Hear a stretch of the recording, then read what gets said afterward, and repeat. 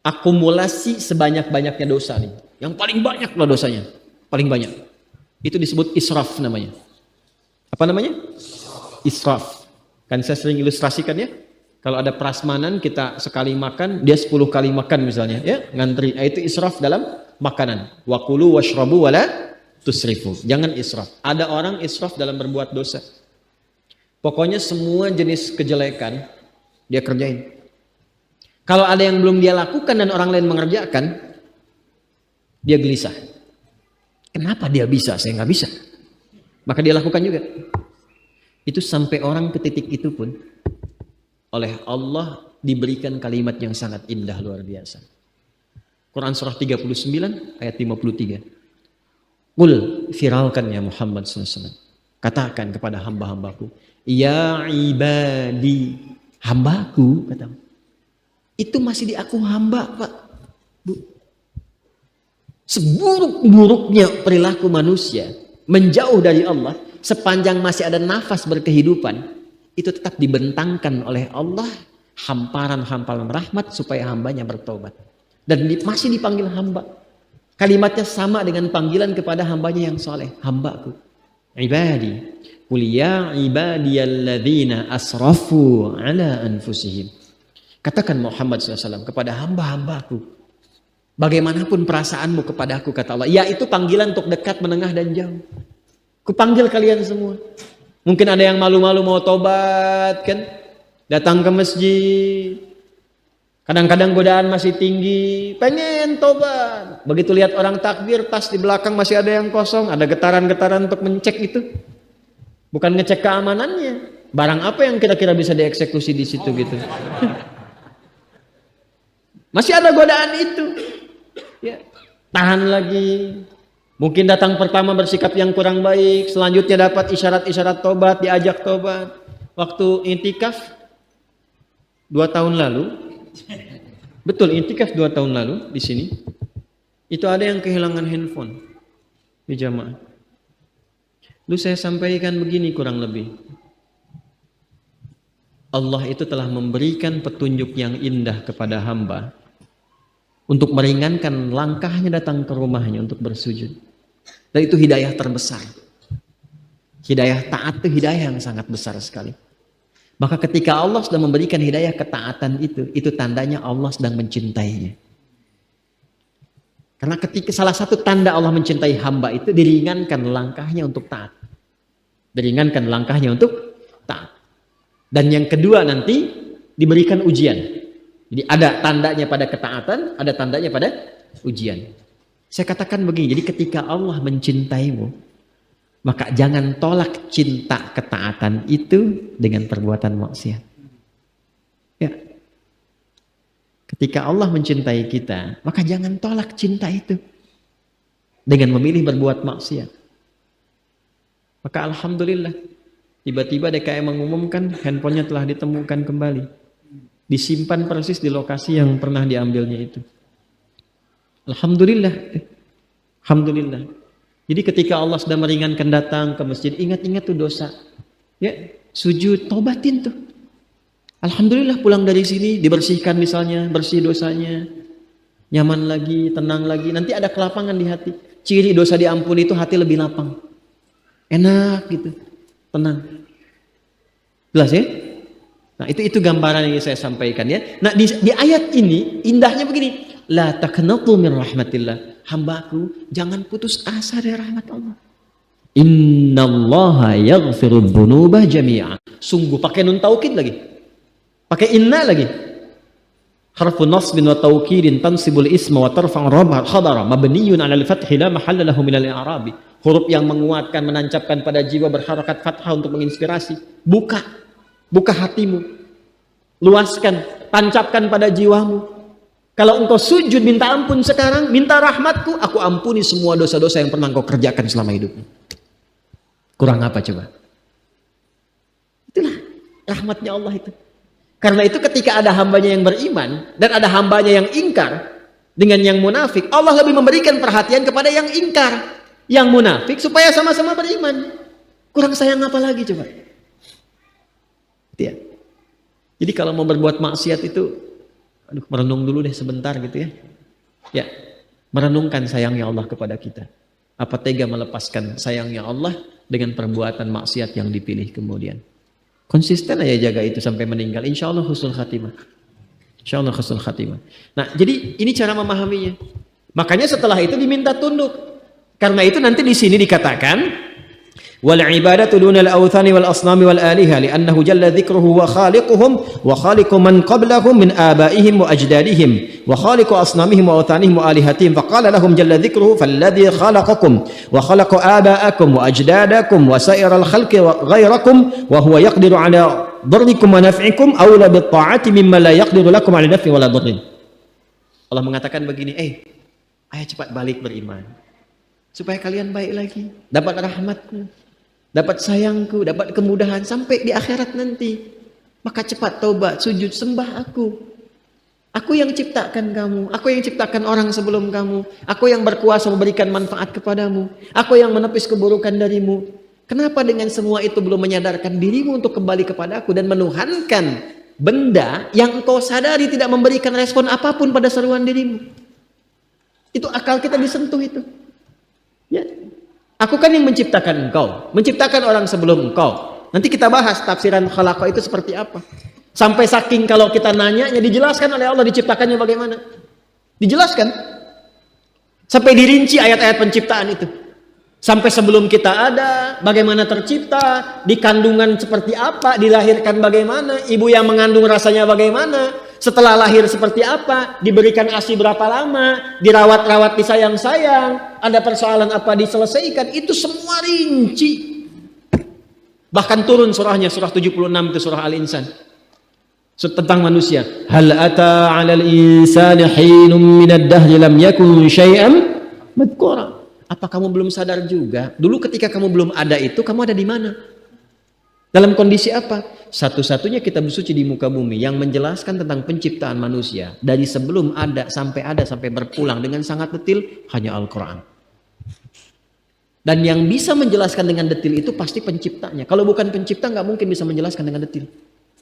Mustahil. Yang membuat spidol mampu menjelaskan spidol ini dengan rinci. Bahannya apa, kadar tintanya berapa, fungsinya bagaimana, bisa dihapus cepat atau tidak, yang bikin. Al-Quran rinci menjelaskan tentang penciptaan manusia, menunjukkan bahwa Quran firman Allah. Dan nyata Allah pencipta kita. Sekarang yang menciptakan kita, menyayangi kita, mengasihi kita, jangan sampai kamu celaka. Aku yang ciptakan engkau, aku yang menyayangi engkau, aku menerima taubatmu, aku memberikan kasih kepadamu. Cepat kembali. Kembali. Sekarang alhamdulillah kita mengatakan beriman. Tapi kategori yang mana? Apakah iman yang pertama? Ataukah mengaku di lisan beriman tapi masih ada perbuatan maksiat? Atau ada sifat nifak yang menjangkiti dalam hati kita? Maka dengan ayat ini, satu ayat ini aja pulang tobat. Pulang tobat.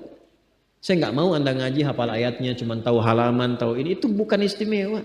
Banyak yang bisa begitu. Orientalis banyak kok. Hafal Quran, hafal hadis, ini itu banyak. Yang saya inginkan apa manfaat ayat ini terhadap perubahan pada diri kita. Karena ahli Quran itu kalau benar ngajinya merubah dirinya lebih baik. Itu yang dimaksud Quran surah Fatir di ayat ke-32. Tsumma awrafnal kitaba alladziina istafaina min ibadina faminhum zalimun li nafsi wa minhum muqtasid wa minhum sabiqun bil khairati biidznillah. Allahu akbar. Ahli Quran yang benar itu yang ngaji, tafsir, yang membaca, yang menghafal. Itu Quran yang dia kaji, dia hafalkan, dia baca itu mampu merubah dirinya lebih baik.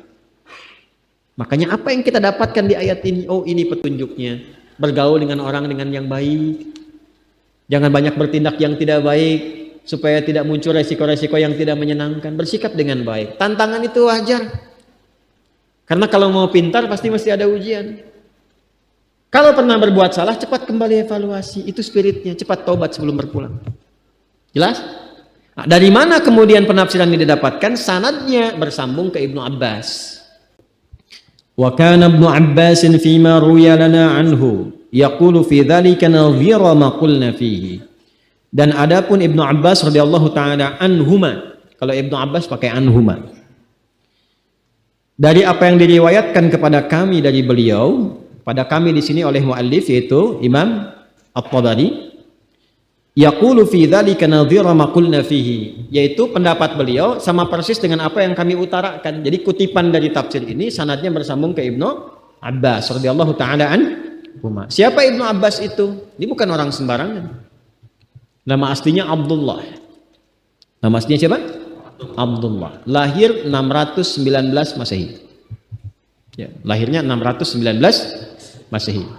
Kok nggak pakai hijriah Ustaz? Karena Nabi belum hijrah. Jelas ya? Karena Nabi belum hijrah. Nanti setelah Nabi hijrah, baru periode itu menggunakan tanggalan hijriah. Lahir 619 Masehi, anaknya paman Nabi Sallallahu Alaihi Wasallam, bagian dari ahli bait. Ya, anaknya paman Nabi namanya Abbas bin Abdul Muttalib radhiyallahu taala anhu. Ini beda usianya tipis dengan Nabi, 3 tahun saja Abbas itu. Abbas ini profesinya pedagang, Pak. Saya ulang ya, profesinya pedagang. Punya anak sulung namanya Fudail. Anak bungsunya namanya Abdullah. Sebelum masuk Islam, beliau ini termasuk pelaku riba. Ya, termasuk pelaku riba. Ya, bagian dari rentenir juga. Yang meminjamkan apa dan seterusnya. Ini praktek-praktek riba demikian. Alhamdulillah masuk Islam. Dan riba pertama yang dibebaskan oleh Nabi Sallallahu Alaihi Wasallam adalah riba pamannya sendiri, yaitu Abbas bin Abdul Muttalib. Menariknya apa? Ini yang hebat yang kita teladani. Kenapa saya cerita ini yang mau saya sampaikan. Jadi kalau kita ngaji hadis dengan riwayat, saya sarankan jangan langsung ke informasinya, ke isinya. Gali dulu tentang orang yang menyampaikannya. Karena setiap tokoh yang meriwayatkan hadis itu selalu punya inspirasi tersendiri. Dan kadang berpengaruh untuk menjelaskan hukum. Ya, nanti kita kalau masuk ke rawi-rawi tertentu kita jelaskan. Nah, Abbas ini setelah masuk Islam itu juga sangat mencintai kajian, ya.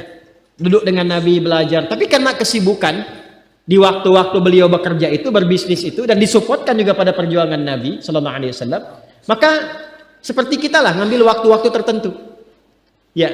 Tapi visinya begitu panjang.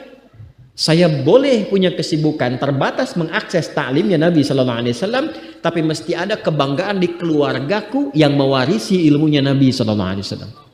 Maka beliau investasikan anak bungsunya Abdullah untuk memulazamahi, melazimi, ya, untuk terus mengikuti majlisnya Nabi Sallallahu Alaihi Wasallam. Maka anak ini sejak usia dini disertakan di majlis Nabi Sallallahu Alaihi Wasallam. Jadi Abdullah kecil ini dari kecilnya tuh dari merangkaknya, mainnya itu di majlis Nabi aja. Makanya semua yang terdengar, yang terlihat tuh semuanya baik-baik semua.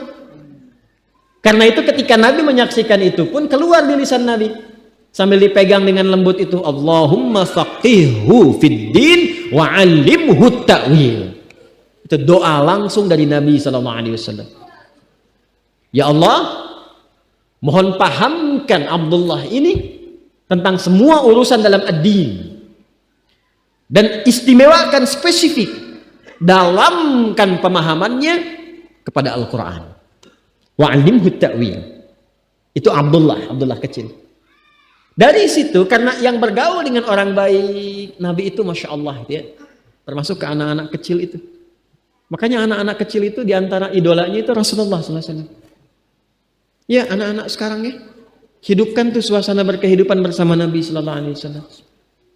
Dekatkan, ceritakan, kisahkan, dan sehingga muncul ketertarikan dan rasa cinta itu. Itu sejak kecil ditanamkan rasa itu sehingga semua kegiatannya ingin menyertai Nabi. Ini yang ingin saya sampaikan. Jadi beliau ini Abbas sesibuk-sibuknya itu masih berpikir investasi. Saya boleh sibuk nggak dapat semua hadis Nabi, tapi anak saya mesti mendapatkan yang luput dari saya. Saya boleh nggak mendapatkan semua Quran, tapi anak saya mesti ada yang jadi ahli Quran. Cara berpikirnya siapa yang akan menjadi kebanggaan di akhirat nanti? Di dunia itu semu dunia itu. Jadi sementara aja, nggak pasti sifatnya. Perbedaan status sosial itu hanya istilah-istilah yang disematkan manusia saja. Ini kaya, ini miskin, ya kan? Yang ini punya jabatan, yang ini biasa-biasa. Itu istilah manusia. Toh pada akhirnya semua kembali ke tempat yang serupa. Dan menariknya begini, yang kaya, yang punya jabatan, tetap di akhir hidupnya pengen punya gelar yang sama dengan yang miskin. Atau dengan yang disebut miskin. Maaf, kalau ada orang disebut miskin, meninggal, di papan nisannya ditulis apa? Di papan nisannya ditulis apa? Almarhum. Yang kaya juga kan pengen sama disebut almarhum. Iya kan? Tuh. Jadi nggak ada bedanya setelah berpulang itu. Perbedaan tuh hanya di amal saja. Itu poinnya. Maka kalau ada yang mengharapkan orang tua, cita-cita membanggakan anak di dunia, boleh-boleh saja. Tapi patut diingat, itu sementara. Anda silahkan sekarang, sekolahkan setinggi-tingginya.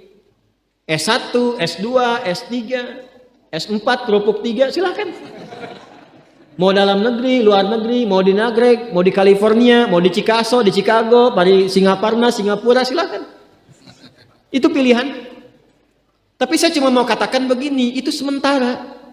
Dan persaingannya tidak istimewa. Karena jangan pun Anda yang beriman, yang belum beriman pun bisa melakukan itu.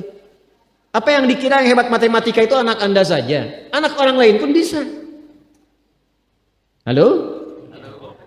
Apa Anda kira yang jago fisika itu anak Anda saja yang beriman? Yang belum beriman pun bisa.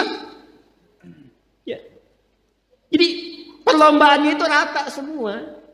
Dan gak ada yang istimewa. Kadang-kadang bingung ya, kenapa sih yang di dunia itu terlalu diistimewakan gitu? Mengistimewakan yang hilang itu gak ada kerjaan. Mengagungkan yang hancur, yang sifatnya fana, rasanya biasa. Apa yang mau dibanggakan sih? Dan yang paling menarik tuh begini, ketika meninggal gelarnya pengen sama dengan yang dianggap ringan atau rendah status sosialnya itu. Tadi kalau orang miskin meninggal gelarnya apa? Ternyata yang kaya pun pengen sama almarhum juga. Kalau rakyat yang meninggal di papan nisannya ditulis apa? Almarhum. Ternyata pejabat juga pengen begitu, sama juga. Saya belum pernah dengar nanti kalau saya meninggal tulis gelarnya almaun ya. Gak ada. Tetap almarhum juga. Jelas ya? Nah, maka yang dipikirkan tuh perlombaan yang sejati itu begini. Perlombaan yang sejati itu adalah perlombaan untuk kehidupan yang abadi yang gak fana lagi. Jadi kalau pada saat itu unggul selamanya karena gak ada kematian lagi setelah itu. Itu yang dimaksudkan hadis Nabi. Kalaulah ada dunia ini punya nilai walaupun itu hanya bagian dari satu sayap nyamuk saja, ya, tentu tidak akan pernah Allah memberikan itu semua kepada orang-orang yang ingkar kepadanya. Karena kalau diberikan gak adil di situ. Ya. Karena itu sifatnya fana, ujian saja. Pada akhirnya kembali. Nah, Abbas itu mampu membaca itu. Ini kehidupan sejak di zaman jahiliyah loh. Awas ya. Jadi risalah Islam itu membimbing pengikutnya, umatnya untuk berpikir lebih cerdas. Ini visioner. Makanya jadi muslim itu mesti cerdas. Beriman itu membuat Anda lebih pintar. Saya tanya begini ya, maaf ya. Sekali lagi mohon maafkan saya kalau perumpamaan ini kurang menyenangkan. Kalau ada yang abadi dengan yang sementara, Anda pilih yang mana? Masa? Sholat itu untuk yang abadi atau yang sementara? Abadi. Baik. Mobil itu untuk yang abadi atau yang sementara? Pilih yang abadi apa sementara?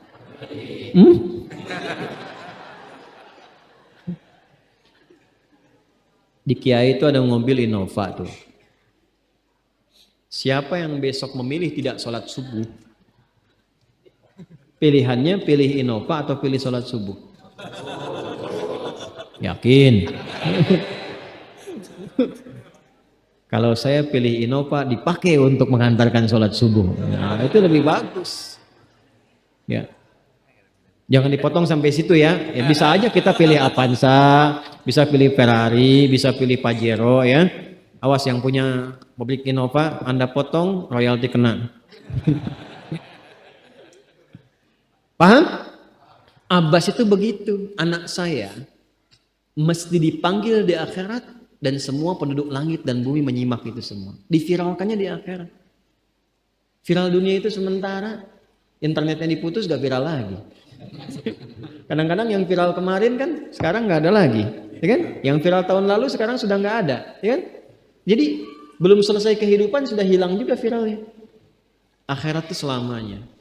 Dan biasanya begini, kalau orang-orang yang diviralkan oleh Allah atas kehendak Allah, itu abadi melintasi setiap masa. Jadi ada yang viral karena berita, ada yang viral karena doa dan kehendak Allah Subhanahu wa taala. Itu yang diviralkan langsung atas kehendak Allah itu melampaui zamannya. Makanya kisah ini pun bertahan sampai sekarang. Nah, Abbas itu berpikir, saya boleh sekarang jadi pebisnis pedagang, tapi anak saya mesti menguasai apapun yang pernah diajarkan oleh Nabi. Maka anak kecil ini sejak dini mengikuti Nabi. Sejak dini lekat dengan Nabi. Maka ketika Nabi tidur pun itu ikut berkunjung karena keluarganya. Nah, inilah yang didapatkan oleh kita hadis tentang bangun tidur. Jadi hadis tentang bangun tidur itu diriwayatkan oleh anak kecil yang umurnya belum genap balik. Main-main ke rumah Rasulullah, ke rumah bibinya Sayyidah Maimunah, ingin tahu bagaimana cara bangun malamnya Nabi. Itu diikutin sampai dilihat gimana bangunnya. Duduk dulu, kata beliau, duduk dulu. Kemudian mengusap dengan bagian tangan yang diduga bersih untuk menghilangkan bekas ngantuknya. Setelah itu membaca khawatimah surah Ali Imran. Kemudian thumma dhahaba ila syanin mu'allaq, ke tempat tertutup, fatawadda, itu kan? Nah, itu ada semua rangkaiannya, itu ditemukan nanti di hadis riwayat Abu Daud, di Sunan Abu Daud. Nomor hadis 1367. Itu hadis tentang bangun tidur, ya, cara bangun tidur sampai sholat malam. Masih ingat teman-teman kalau kita bermakmum begini dan ada imam satu dan sudah pasti satu imam? Ya kan? Makmum berapa? Satu boleh? Boleh. Dua boleh? Tiga boleh? Empat boleh? Jadi imam berapa? Makmum? Empat. Laki-laki imam makmum? Imam, baik, bagus ya. Nah, dan imam kan laki-laki. Kalau perempuan imam untuk perempuan kan? Laki-laki untuk perempuan dan untuk laki-laki. Fokus ini. Kalau satu begini, satu laki-laki, kemudian di belakang laki-laki. Ini kan posisinya boleh sejajar kan? Ya kan? Yang imam ini, makmum ini kan? Tadinya di belakang, tarik begini sejajar. Ini yang meriwayatkan anak kecil yang belum balik itu. Itu riwayat Ibnu Abbas. Satu paket. Termasuk sholat, kemarin kan kita tarawih kan, sholat malam. Yang dua rakaat itu kan. Ya, sholat malam yang sampai 11 itu, tambah khafifatain 2. Itu riwayatnya ini. Yang sholat tahajud malam yang 11 rakaat, tambah khafifatain 2, itu riwayatnya ini. Tutup dengan witir 1 rakaat. Itu anak kecil yang meriwayatkan. Dan tahukah Anda? Sepeninggal Nabi SAW, Abbas bapaknya ini hafal 200 hadis, anaknya Abdullah hafal 2000 hadis. Begitu caranya. Anda di sini ada yang diplomat, yang di kantor, yang taruhlah berdagang misalnya, ibu rumah tangga, ya, dan sebagainya. Boleh, nggak apa-apa. Saat ini kita mungkin belum maksimal, tapi jangan biarkan ada satu di antara anak keluarga kita yang tidak jadi kebanggaan di akhirat. Tolong ya, tolong pulang dari sini dilihat. Anak Allah titipkan kepada saya berapa anak. Tolong siapkan jadi kebanggaan akhirat. Satu aja jadi ahli Quran. Untuk pelita di rumah tuh, penghilang kesedihan, penghilang kegelisahan, mendatangkan semangat. Itu demi Allah saya katakan, gak ada yang paling indah kecuali saat ayah pulang ke rumah.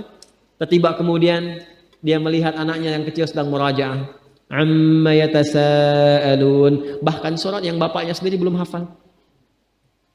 Jangankan pulang ke rumah, Anda sedang mau rapat, dikirimi video anak Anda 3 tahun membaca surah Al-Ikhlas, itu hati tenang. Itulah Quran. Maka belajar dari Ibnu Abbas ini, apa yang terjadi ketika orang tua mampu memfasilitasi anaknya demikian, sekalipun orang tuanya tidak mencapai apa yang diraih oleh anak, tapi orang tua mewarisi setiap pahala yang dihasilkan dari anak itu. Karena itulah setiap hadis yang diriwayatkan oleh Abdullah kecil ini, Ibnu Abbas, maka semua doa tersambung bukan hanya untuk beliau, tapi juga untuk keluarganya, untuk orang tuanya. Karena itu kalimatnya bukan radhiyallahu ta'ala anhu, tapi anhuma, untuk Abdullah dan bapaknya. Ikut semuanya. Nanti kakaknya yang sulung Fudail itu diwakafkan membantu Nabi. Ya, makanya yang terakhir membawakan air wudu, membawakan air wudunya Nabi sebelum wafat di pangkuan Sayyidah Aisyah, dan beliau itu kan berwudu dulu. Ya, lalu wafat di pangkuan Sayyidah Aisyah radhiyallahu taala anha. Itu yang membawa air wudhunya kakaknya Abdullah ini, Fudail ini. Ya, Fudail bin Abbas. Itu semuanya itu jadi baik. Jadi kalau ada satu anak tuh jadi ahli Quran, itu cahayanya kemana-mana, terbawa semua. Bisa jadi anak hafal Quran, bapak ibu berangkat haji, mungkin terjadi. Umrohnya dari rizkinya anak bisa. Dan jangan salah ya, mungkin kelancaran usaha Anda pun itu mungkin supportnya anak. Saya ceramah beberapa waktu lalu menerangkan di Quran tentang ya rizki orang tua ke anak itu biasa. Tapi ada rizki anak ke orang tua, saya terangkan itu. Setelah saya selesai, saya pamit, ada orang tua datang, salah seorang mengatakan, Ustaz, benar yang Ustaz sampaikan itu? Bukan, Quran yang sampaikan. Usaha saya menjadi lebih lancar ketika anak justru didekatkan dengan Al-Quran. Padahal awalnya penyesuaian dulu, penyesuaian. Tapi setelah itu cahaya hadir. Tapi prinsipnya, belajar dari sini, kita tidak hanya ngaji isi tafsirnya.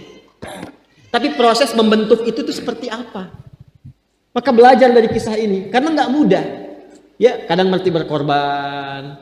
Karena itu Abbas membersihkan dulu dari ribanya. Pekerjaan dibersihkan dulu dari apa yang Allah nggak suka. Ya, lalu yang halal dikumpulkan, dibawa ke rumah, dimasak oleh istri, dimakan oleh anak. Kan? Dari situ kemudian jadi energi. Ada lompatan-lompatan pengetahuan, dibuka pengetahuannya. Niat diperbaiki. Itu banyak yang seperti itu. Nah, jadi kesimpulannya, saya ingin sampaikan bahwa pertama, Allah menyayangi kita. Maka segera respon dan tangkap rasa sayang ini dengan ketaatan kepadanya. Satu itu. Yang kedua, pancarkan cahaya taat itu sekalipun pada pelaku maksiat. Sekalipun pada orang-orang yang belum beriman kepada Allah Subhanahu wa taala, maka bergaul dengan mereka. Pancarkan akhlak mulia, pancarkan kebaikan, rasa tolong menolong, tenggang rasa, tepat selira, toleransi dalam konteks yang benar. Pancarkan itu semua. Supaya mereka pun mendapatkan kesempatan yang sama untuk merasakan cahaya iman. Dua. Tiga, belajar dari rawi periwayat tentang tafsir ayat ini. Abdullah bin Abbas radhiyallahu taala anhuma.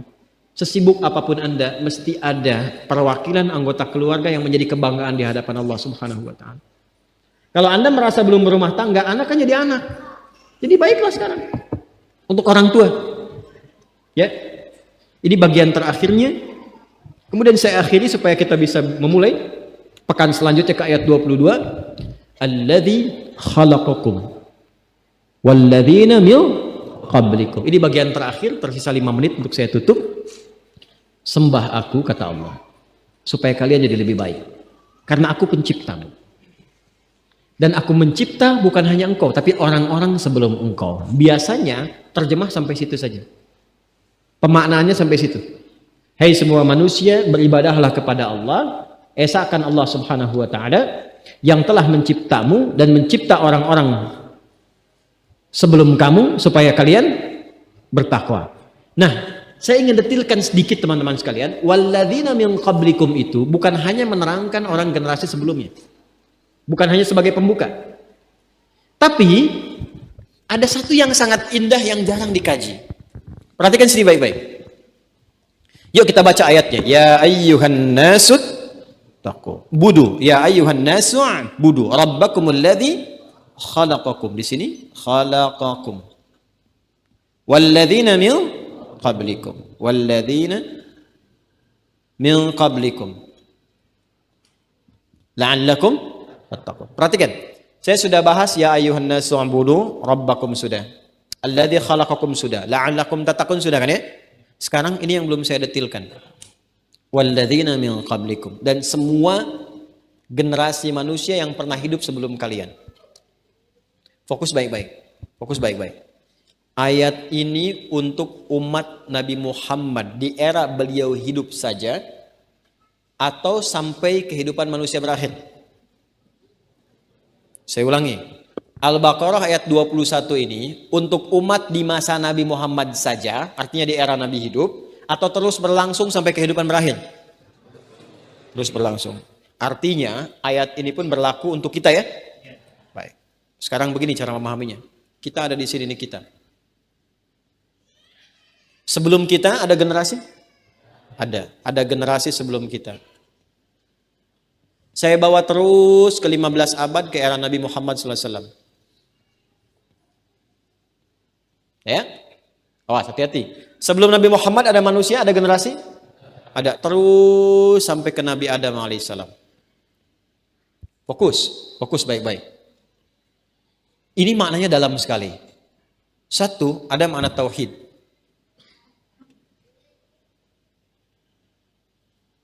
Kedua, ada makna kudrah, kekuasaan mutlak.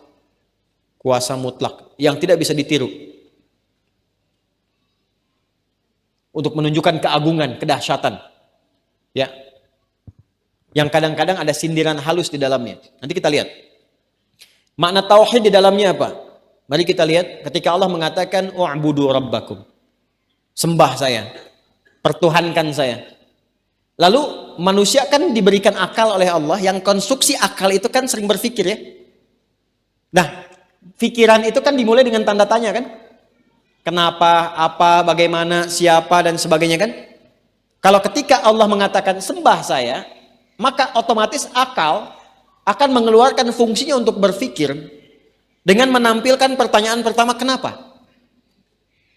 Allah yang menciptakan akal dan semuanya sudah tahu itu. Karena itu sebelum bertanya Allah sudah jawab.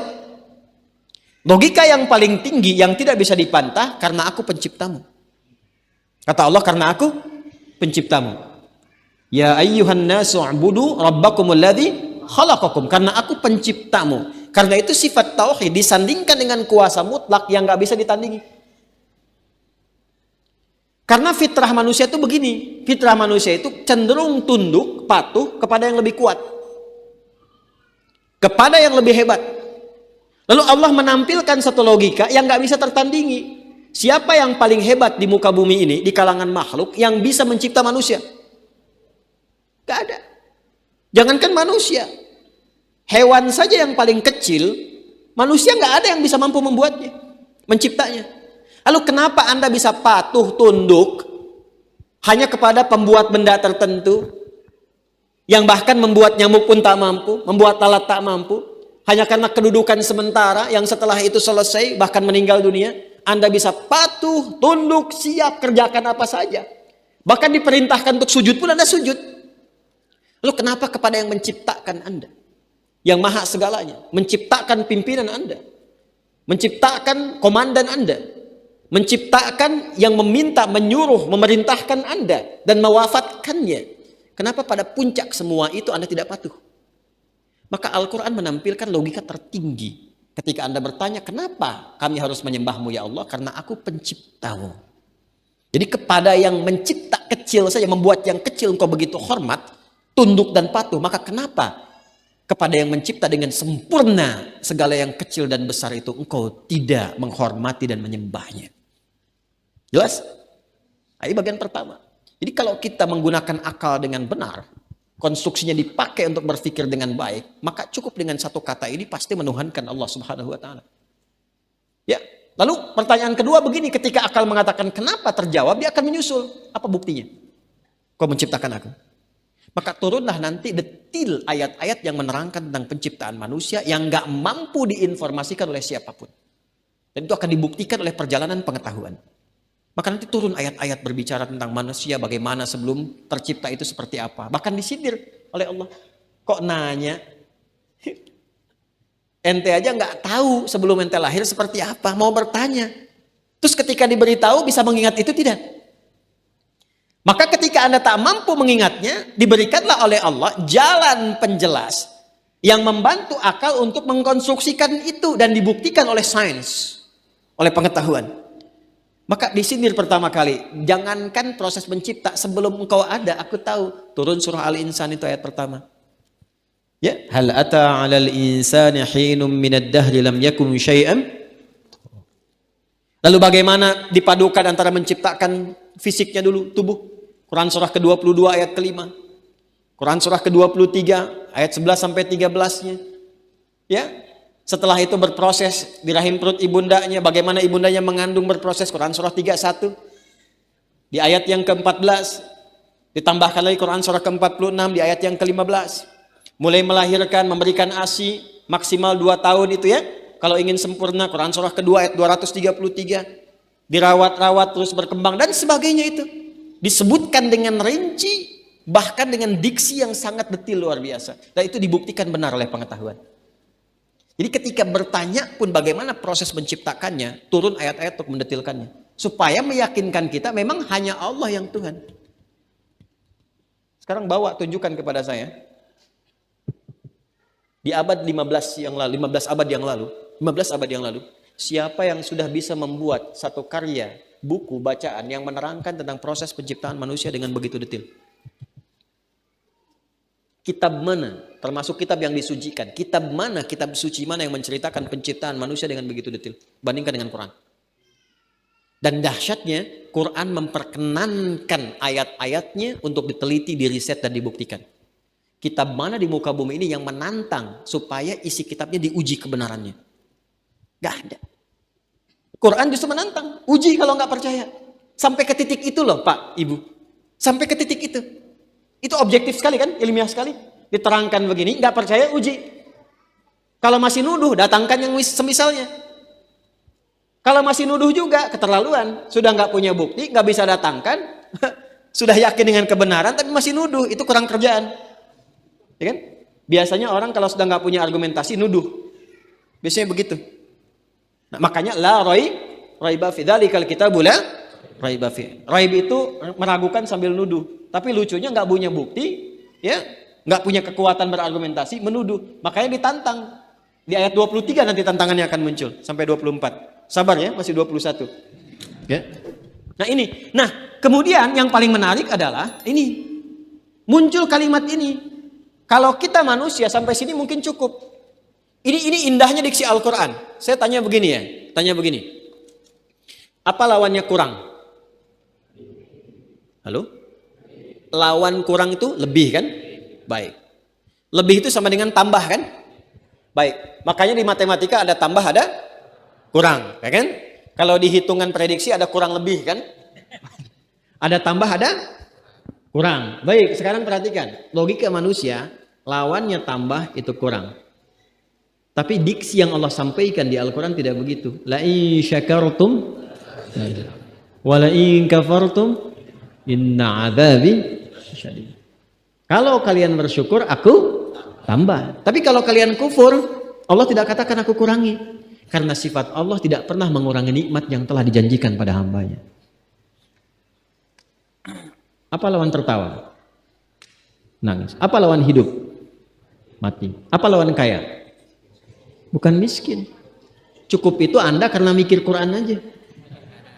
Kalau pikiran manusia pasti cari lawannya. Wa annahu adhaka wa abka. Dialah Allah yang telah menjadikan seorang tertawa dan menangis. Amata wa ahya, mematikan menghidupkan, tapi aghna wa aqna, yang menjadikan seorang kaya dan cukup. Jadi nggak ada sebetulnya yang miskin. Yang miskin itu manusianya yang tidak pernah merasa cukup. Dan saking sayangnya Allah masih disupport juga lewat zakat. Nggak cukup dengan zakat, pakai infak. Nggak cukup dengan infak, pakai sedekah. Kalau masih nggak cukup juga, memang manusianya yang pengen miskin. Halo? Dia. Nanti begitu masuk ayat 215 kita akan mengerti tentang itu. Kita masih di ayat 21. Ya. Nah, ini yang ingin saya katakan. Sebetulnya kalau bahasa manusia sampai alladzi khalaqakum saja cukup. Ya ayyuhan nasu ubudu rabbakumul ladzi khalaqakum la'allakum tattaqun. Cukup, selesai. Kenapa mesti ada walladzina min qablikum? Apa dasarnya di situ? Nah, ini isyarat Quran begitu tinggi untuk menerangkan kepada kita bahwa sebelum kita pun sudah ada makhluk-makhluk yang lain. Generasi manusia-manusia lain. Coba lihat mereka. Satu, bagaimana ketika mereka soleh. Apa hasil yang mereka dapatkan? Bagaimana viral kisahnya? Bagaimana dibicarakan dan diungkit mereka? Bagaimana diistimewakan? Sebaliknya ketika mereka ada yang kufur, bagaimana nasibnya dalam perjalanan sejarah? Bagaimana Fir'aun dibincangkan? Bagaimana Qarun dibicarakan? Bagaimana Haman diviralkan? Seperti apa Musa, Harun kemudian dikisahkan? Dan seterusnya. Maka Allah seakan ingin mengatakan, kalau kalian benar menyembahku seperti orang-orang dulu itu menyembahku, maka yang terjadi akan begini. Tapi kalau kalian kufur, ingkar, kalian punya kedudukan sombong, punya kekayaan ria, Punya pangkat, jabatan, kekuatan, merendahkan. Maka lihat bagaimana Fir'aun, bagaimana Qarun, bagaimana Haman berjalan di muka bumi. Seperti apa kemudian dipertontonkan sampai dengan saat ini. Maka kita diminta untuk melihat dari perjalanan sejarah agar mengambil hikmah tentang apa yang kita rasakan dan lakukan saat ini. Maka kalimat walladzina min qablikum kelak akan ditafsir dengan turunnya tentang kisah-kisah orang-orang di masa lalu.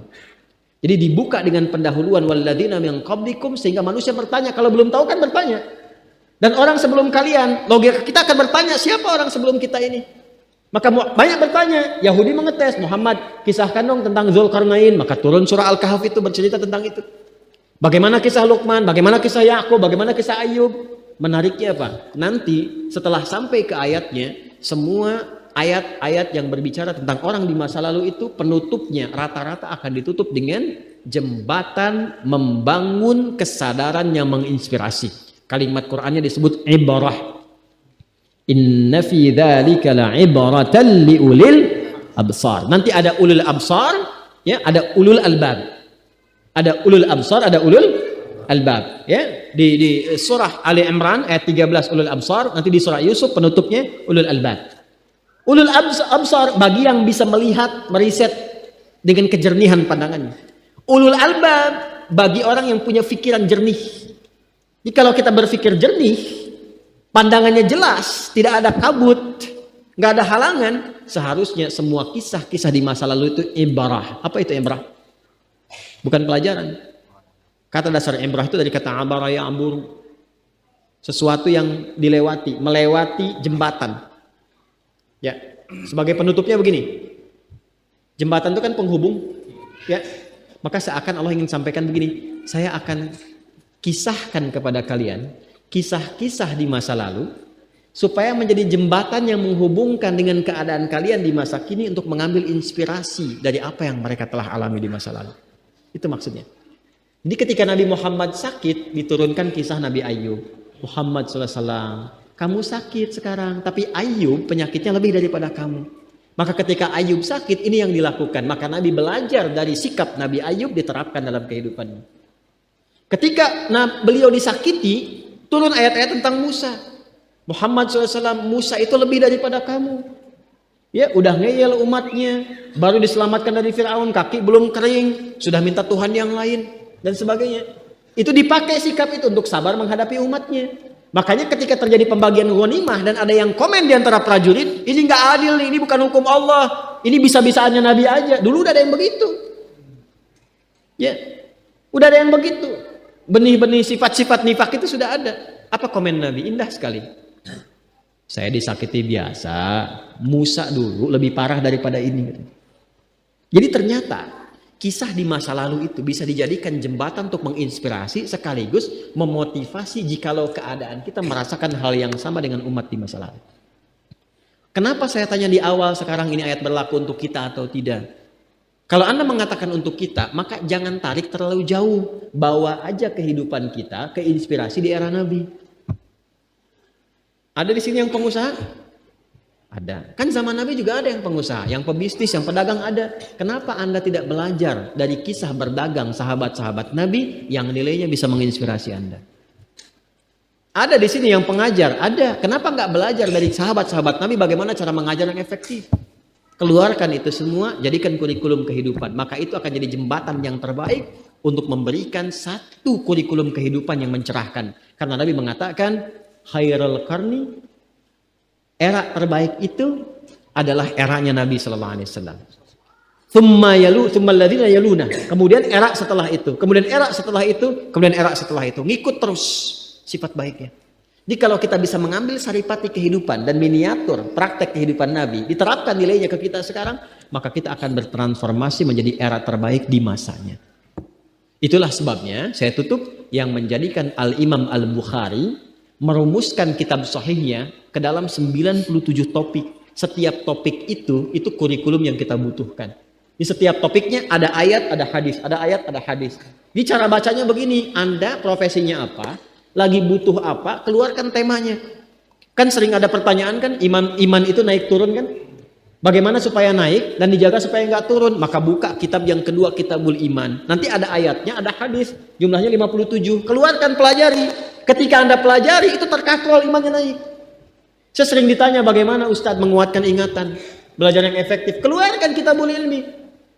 Kitabul wahyi, kitabul iman, kitabul ilmi. Di kitabul ilmi itu ada perangkat cara belajar yang efektif. Keluarkan, pelajari.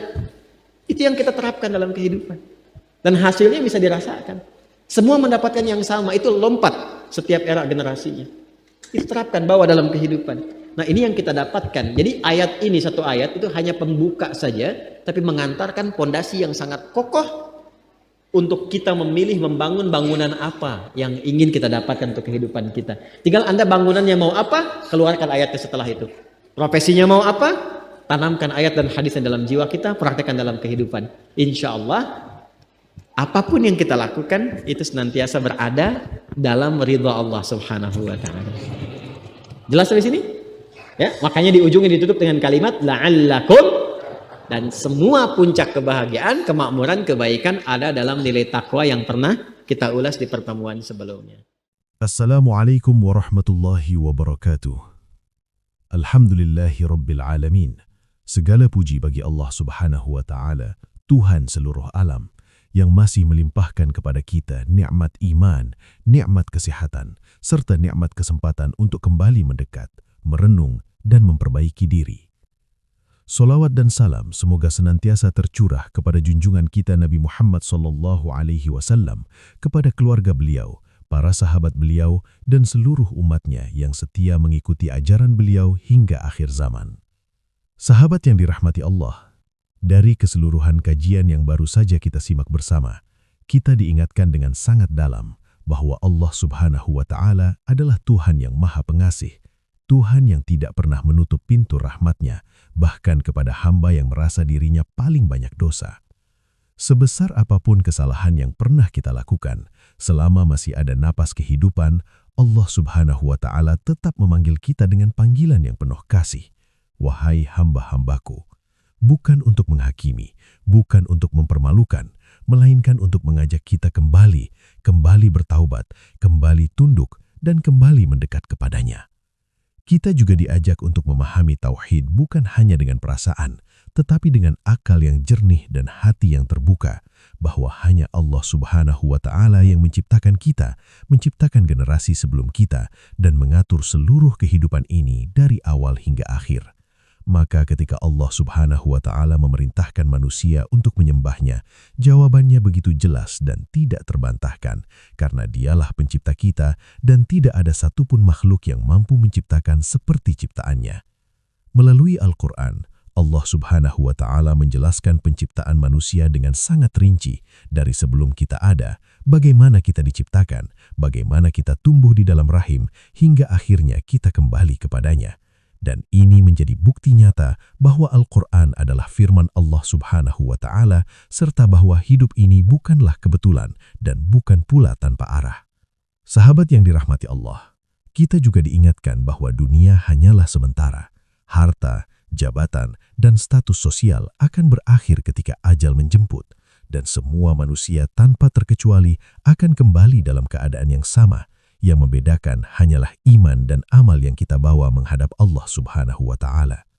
Melalui kisah Abdullah bin Abbas, kita belajar bahwa pendidikan iman adalah investasi terbaik, bahwa orang tua boleh sibuk dengan urusan dunia, tetapi jangan sampai lalai menyiapkan generasi yang dekat dengan Al-Quran, karena anak yang tumbuh dalam cahaya Al-Quran bukan hanya menjadi kebanggaran di dunia, tetapi juga menjadi sumber pahala yang terus mengalir bagi kedua orang tuanya hingga akhirat kelak.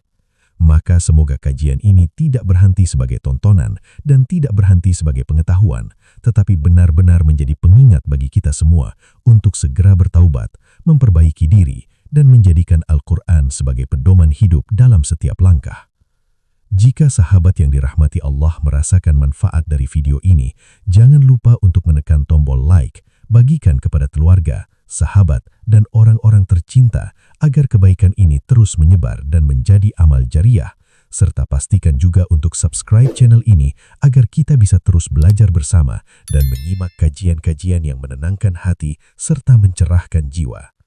Sebelum kita akhiri, mari luangkan sejenak waktu untuk menuliskan doa terbaik di kolom komentar untuk guru kita tercinta, Ustadz Adi Hidayat.